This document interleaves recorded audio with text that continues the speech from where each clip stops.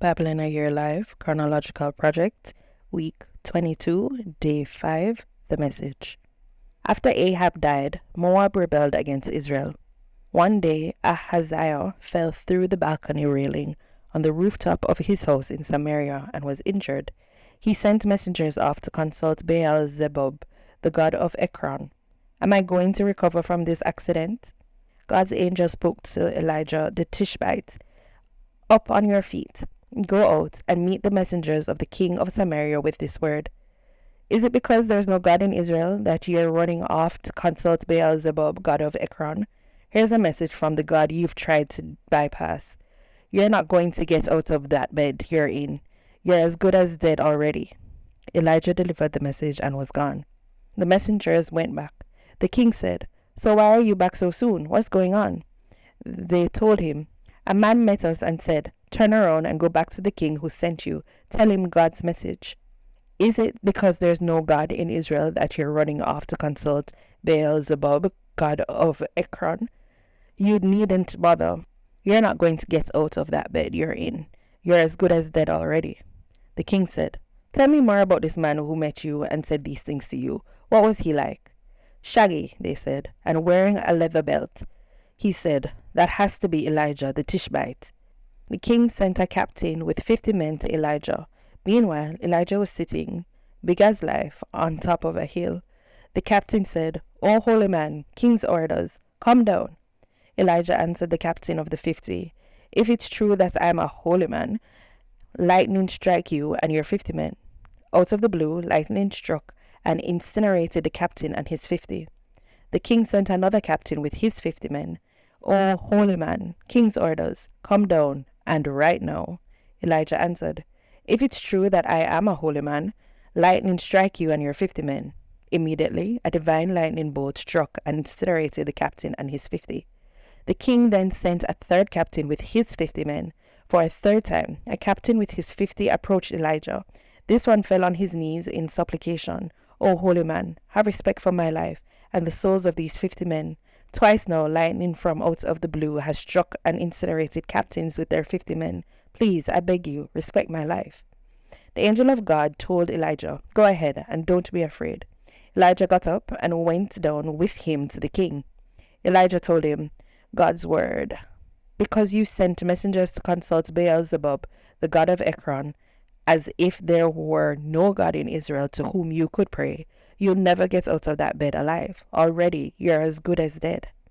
And he died, exactly as God's word spoken by Elijah had said.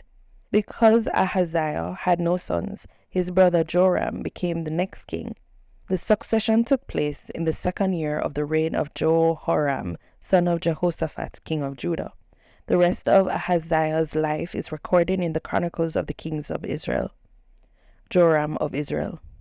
Joram, son of Ahab, began his rule over Israel in Samaria in the 18th year of Jehoshaphat, king of Judah. He was king for 12 years.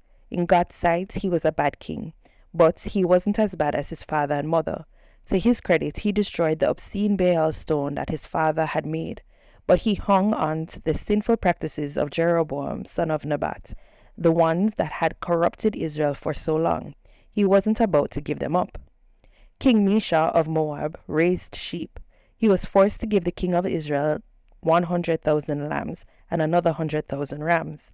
When Ahab died, the king of Moab rebelled against the king of Israel. So King Joram set out for Samaria and prepared Israel for war.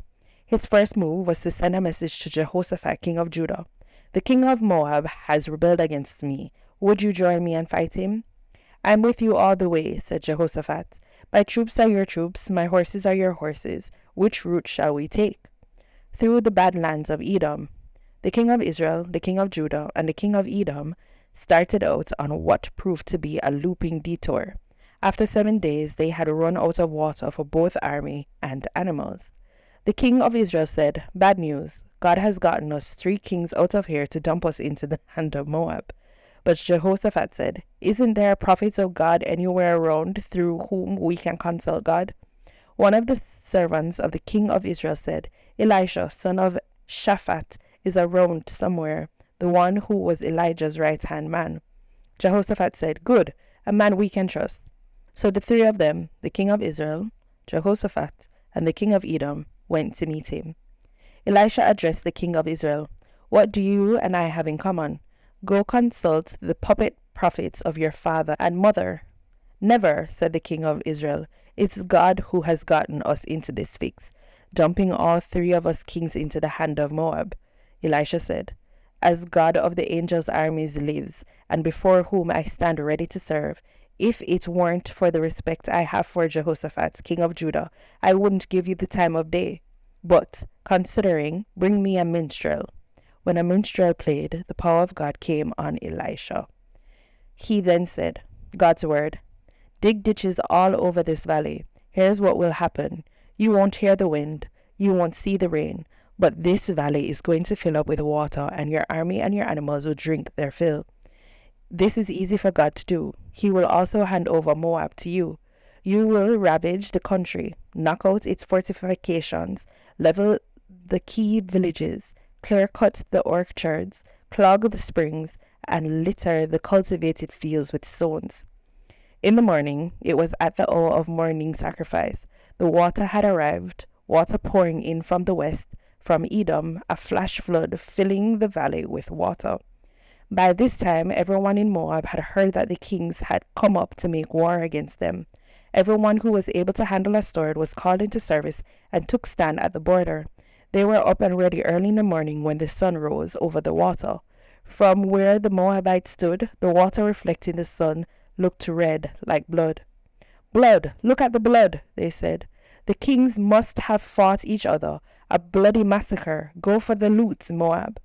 When Moab entered the camp of Israel, the Israelites were up on their feet, killing Moabites right and left. The Moabites running for their lives, Israelites relentless in pursuit, a slaughter. They leveled the towns, littered the cultivated fields with rocks, clogged the springs, and clear-cut the orchards. Only the capital, Kir-Hareseth, was left intact, and that not for long. It too was surrounded and attacked with thrown and flung rocks. When the king of Moab realized that he was fighting a losing battle, he took 700 swordsmen to hack a corridor past the king of Edom, but they didn't make it. Then he took his son, his firstborn, who would succeed him as king, and sacrificed him on the city wall. That set off furious anger against Israel. Israel pulled back and returned home. Jehoshaphat of Judah. Jehoshaphat, son of Asa, became king of Judah in the 4th year of Ahab, king of Israel. Jehoshaphat was 35 years old when he became king, and he ruled for 25 years in Jerusalem. His mother was Azubah, daughter of Shilhi. He continued the kind of life characteristics of his father Asa. No detours, no dead ends, pleasing God with his life. But he failed to get rid of the neighborhood sex and religion shrines. People continued to pray and worship at these idolatrous shrines, and he kept on good terms with the king of Israel. The rest of Jehoshaphat's life, his achievements and his battles, is all written in the Chronicles of the Kings of Judah. Also, he got rid of the sacred prostitutes left over from the days of his father Asa. Edom was kingless during his reign. A deputy was in charge. Jehoshaphat built ocean-going ships to sail to Ophir for gold, but they never made it. They shipwrecked at Ezion-Geber. During that time, Ahaziah, son of Ahab, proposed a joint shipping venture, but Jehoshaphat wouldn't go in with him. That about sums up Jehoshaphat's reign over Judah. He was 35 years old when he became king and ruled as king in Jerusalem for 25 years. His mother was Azubah, daughter of Shilhi. He continued the kind of life characteristics of his father Asa. No detours, no dead ends, pleasing God with his life. But he failed to get rid of the neighborhood sex and religion shrines. People continued to pray and worship at these idolatrous god shops. The rest of Jehoshaphat's life, from start to finish, is written in the memoirs of Jehu, son of Hanani, which are included in the royal annals of Israel's kings. Later in life, Jehoshaphat formed a trading syndicate with Ahaziah, king of Israel, which was very wrong of him to do. He went in as partners with him to build ocean-going ships to Ezion-Geber to trade with Tarshish. Eleazar, son of Dadavahu of Mareshah, preached against Jehoshaphat's venture. Because you joined forces with Ahaziah, God has shipwrecked your work. The ships were smashed and nothing ever came of the trade partnership. Then Jehoshaphat died and was buried in the family cemetery in the city of David, his ancestor. Jehoram, his son, was the next king. Jehoshaphat died and was buried in the family cemetery in the city of David. Jehoram, his son, was the next king. King Jehoram. Jehoram's brothers were Azariah, Jehiel, Zechariah, Azariah, Michael, and Shephatiah, the sons of Jehoshaphat, king of Judah. Their father had lavished them with gifts, silver, gold, and other valuables, plus the fortress cities of Judah. But Jehoram was his firstborn son, and he gave him the kingdom of Judah. But when Jehoram had taken over his father's kingdom and had secured his position, he killed all his brothers along with some of the government officials. Jehoram of Judah. In the 5th year of the reign of Joram, son of Ahab, king of Israel, Jehoram, son of Jehoshaphat, king of Judah, became king. He was 32 years old when he began his rule, and was king for 8 years in Jerusalem. He copied the way of the kings of Israel, marrying into the Ahab family and continuing the Ahab line of sin. From God's point of view, an evil man living an evil life. But despite that, because of his servant David, God was not ready to destroy Judah. He had, after all, promised to keep a lamp burning through David's descendants. During Jehoram's reign, Edom revolted against Judah's rule and set up their own king. Jehoram responded by taking his army of chariots to Zair. Edom surrounded him, but in the middle of the night he and his charioteers broke through the lines and hit Edom hard, but his infantry deserted him. Edom continued in revolt against Judah right up to the present. Even little Libnah revolted at that time. Jehoram was 32 years old when he became king and ruled in Jerusalem for 8 years. He imitated Israel's kings and married into the Ahab dynasty. God considered him an evil man.